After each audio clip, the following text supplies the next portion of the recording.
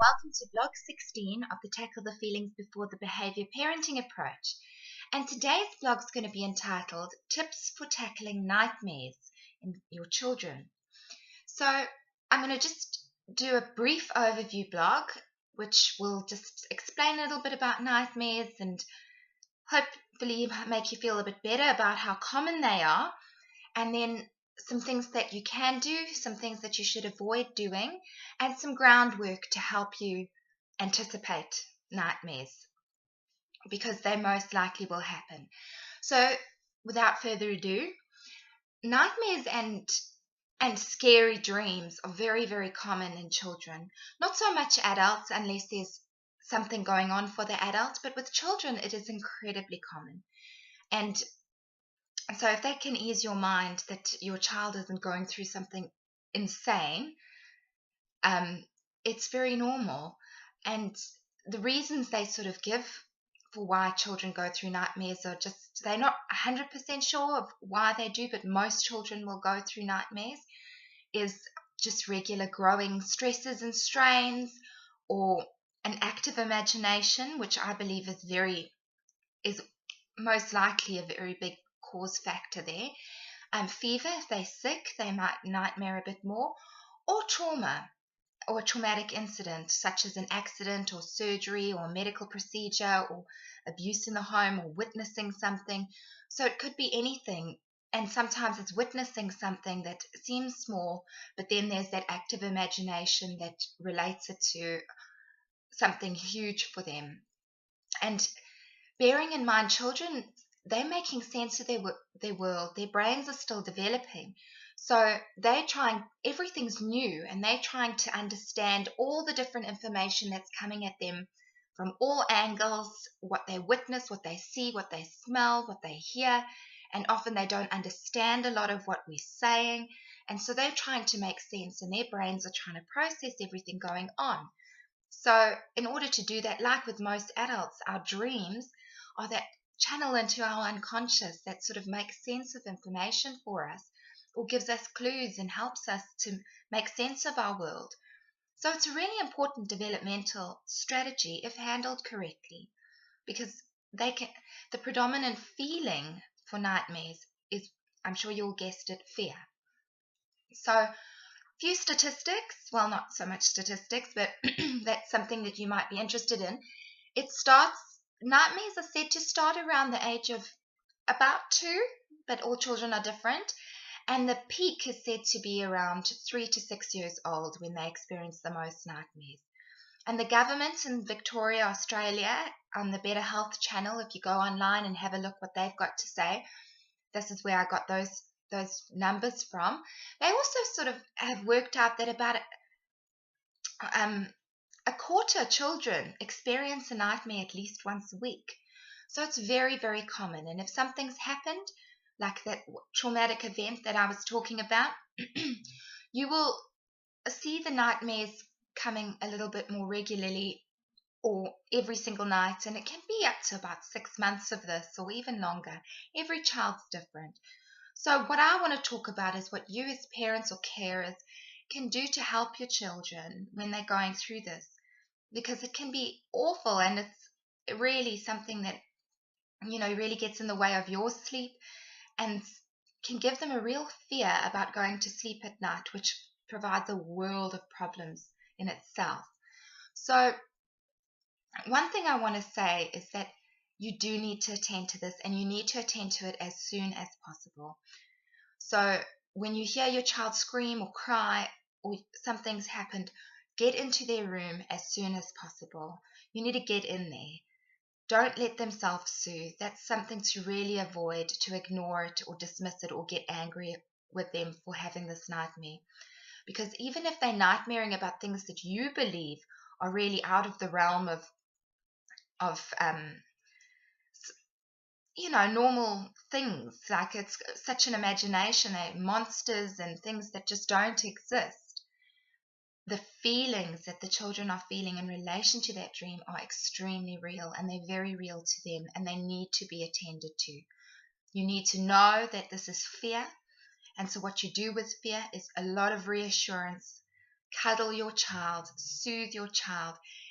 Another tip is to stay with your child until they've calmed down. Don't attend and then go before they've calmed down, because they're going to be very frightened of going back to sleep.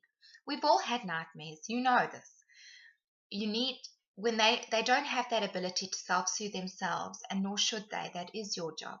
So you need to stay with them. You need to reassure them, cuddle them, tell them that it's okay. This is up to you, but I would really encourage trying to talk about the dream with your child. Really talk it out.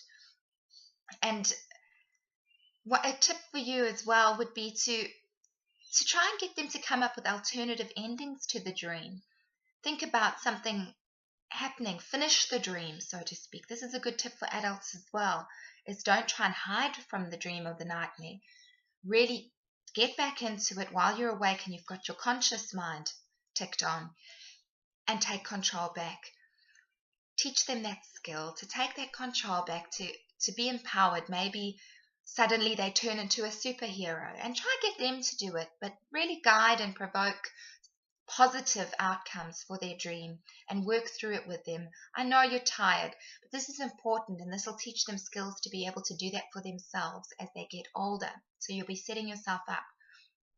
Another thing is, if it's a really intense dream, or if there's been some trauma or anything like that, maybe do a distracting activity or a nice relaxing activity, such as reading a book.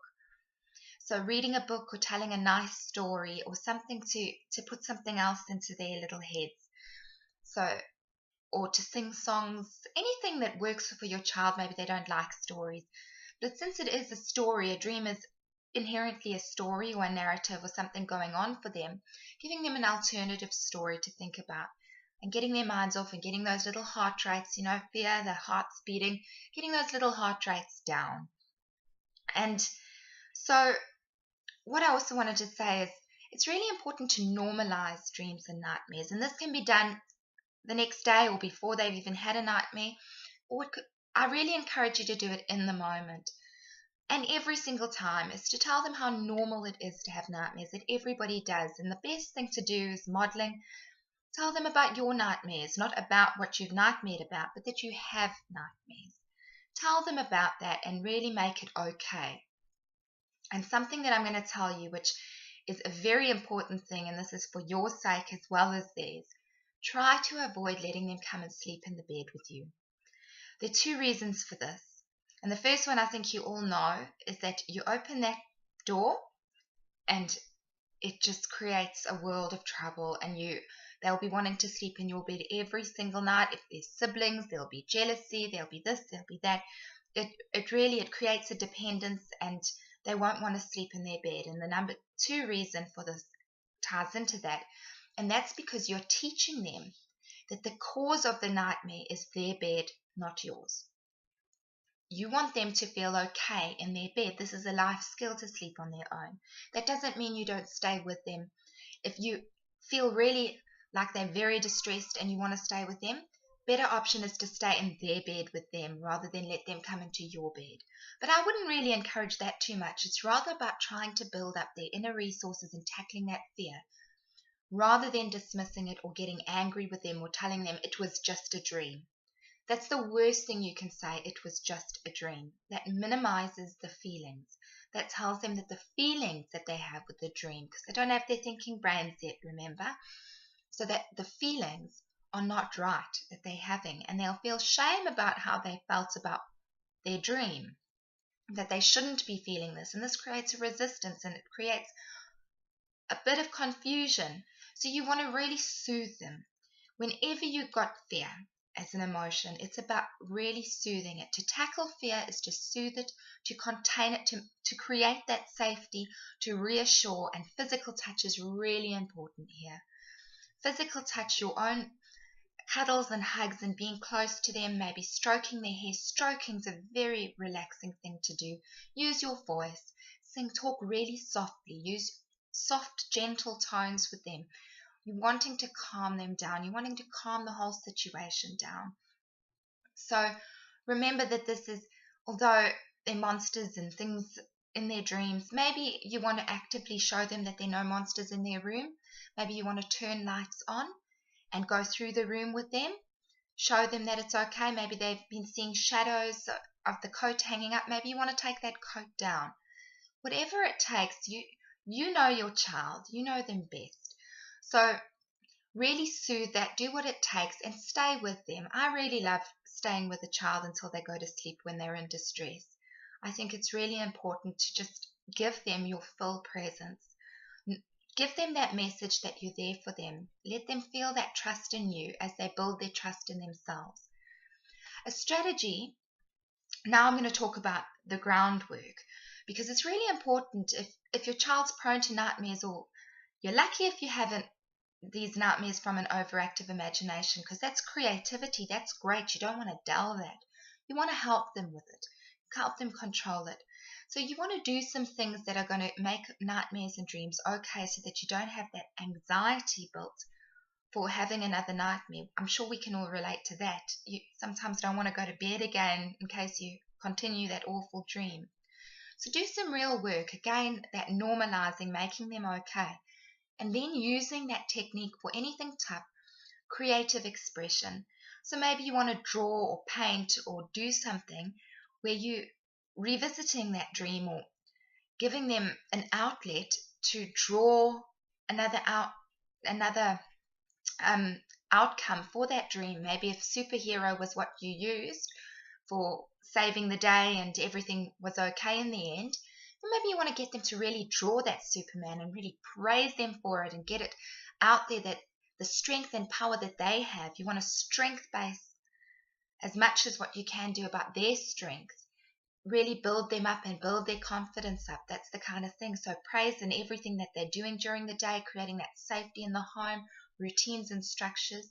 And then a nice little strategy, which I just love for going to bed, or nervous sleepers, or kids that are a bit more prone to this kind of thing, is to get a nice fluffy toy. And I mean, they might not react to fluffy toys, and that's okay. They don't have to sleep with it. But something cuddly, something that they can hold, whatever suits them. Get them to name this thing. For instance, if you get them a fluffy toy bear, get them to name this bear. And this can be used for so many things. And I'll do another blog on how it can be used in terms of if you're going to be away from your child. But for fear, having this fluffy toy that's got a name that's special to them, that's from you, and you tell them that this bear is going to protect them, that this bear watches over them while they're sleeping. And if you give the bear a hug, it's like having a hug from me.